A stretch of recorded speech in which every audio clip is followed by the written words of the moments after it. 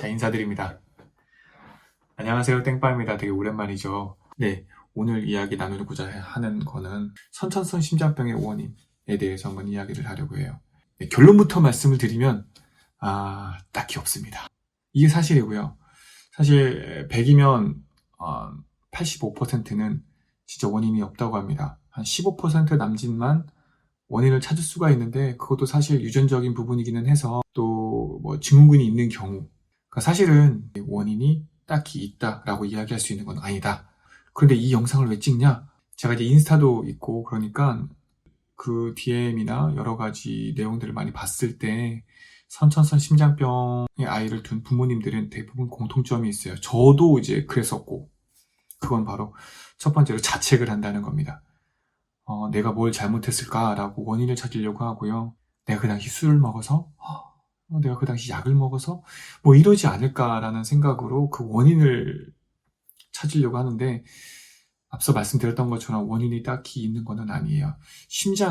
아이의 심장은 수정이 되고 나서 3주 또는 그 8주 이내로 대부분 다 형성이 되기 때문에 그 원인을 찾기가 상당히 힘든 부분은 있습니다. 근데 왜 우리 아이에게? 라고 이야기할 수 있죠.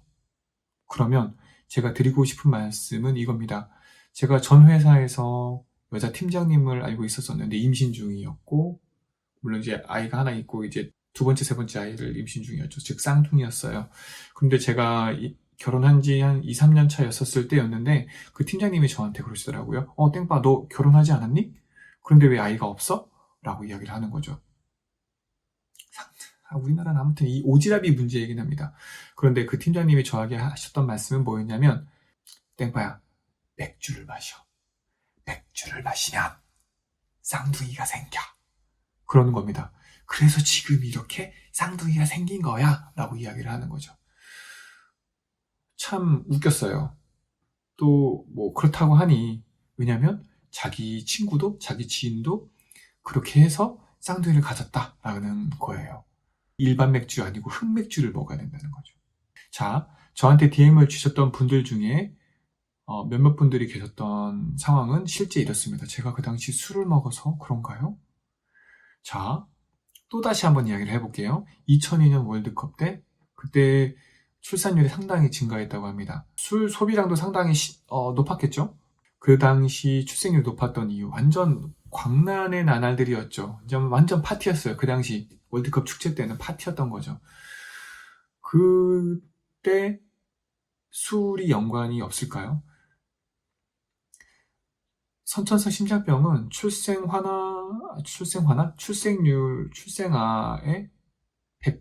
100명 중에 1명, 즉 1% 확률로 태어납니다. 그 당시 2002년 월드컵 그렇게 많이 출생률이 높았었을 때에도 1%였을 거고요. 지금 이렇게 출생률이 낮은 1명조차 되지 않는 0.89명 출생 가구당 인 상황에서도 1%인 거고요. 그럼 그 당시에는 더 많았을 거죠. 아무래도 출생률이 높았을 거니까. 그러니까 이 술과는, 그리고 또 다른 원인을 찾는다는 것 자체는 소모전일 거라는 거죠. 그러니까 너무 자책하지 않았으면 좋겠다 라는 이야기를 첫 번째로 드리고 싶고, 두 번째는 제발 가족들 간에는 지켜주셨으면 좋겠다는 말씀을 드리고 싶어요.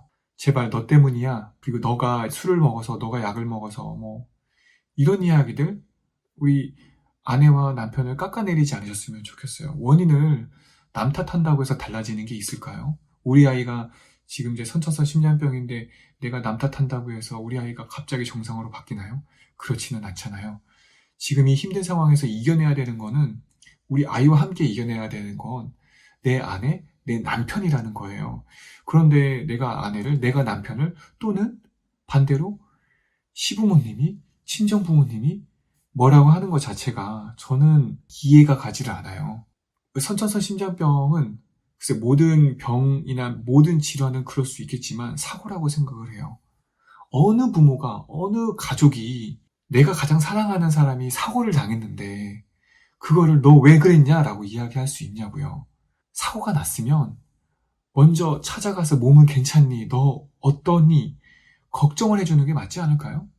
물론 많지 않은 구독자이시지만 이 영상을 찾아보시고 우리 며느리가 우리 딸이 걱정이 돼서 한번 봐봐라 라고 하시는 분들이 계시니까 그런 분들은 계시진 않을 거예요. 항상 안 보는 분들이 문제이긴 하지만 지금 우리는 사고를 당한 거예요.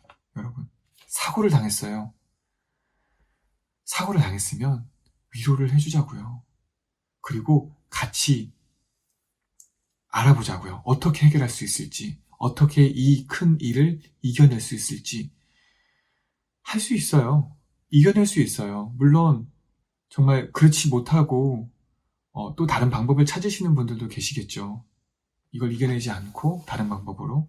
그런데 그런 분들을 또 비난할 수는 없어요. 그분들의 선택에 대해서 존중해요.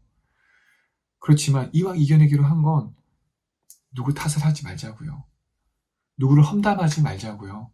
함께 이겨내자고요. 할 수 있으니까요. 참 어떻게 하다 보니까 제 기준으론 이 새벽에 언성이 많이 높아졌는데 마음이 아파서 그랬어요. 진짜.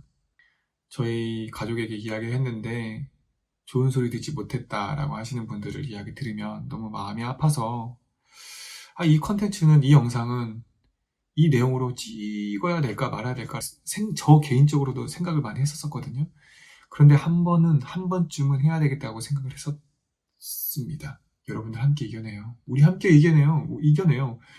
지금 저희 단톡방만 하더라도 성천선 심장병으로 똘똘 뭉친 단톡방 인원만 하더라도 제가 처음에 들어갔을 때는 200명이었지만 지금은 700명이에요. 거기서 위로도 받고 힘을 얻어요. 그리고 저 같은 좀 모자란 유튜버에게 댓글도 달아주시고 아니면 가족분들에게 문자도 해주시고 연락을 드려서 같이 힘을 얻어요. 응원하고 있습니다. 진짜 저는 항상 응원합니다. 오늘 영상은 여기까지. 오늘 이 영상으로 저를 처음 만난 분들 반갑습니다. 그리고 항상 말씀드리지만 구독자 여러분 정말 감사드리고요. 제가 뭐라고 구독을 해주시고 이렇게 영상을 봐주시는지 참 감사합니다. 여러분들의 좋아요는 저에게 참 큰 힘이 됩니다. 좋아요 한번 부탁을 드리고요. 여러분들 가정과 아이들 항상 건강하시고요. 다음에 또 좋은 영상으로 만나 뵙겠습니다. 감사합니다. 땡빠였습니다. 안녕. 반말이네요.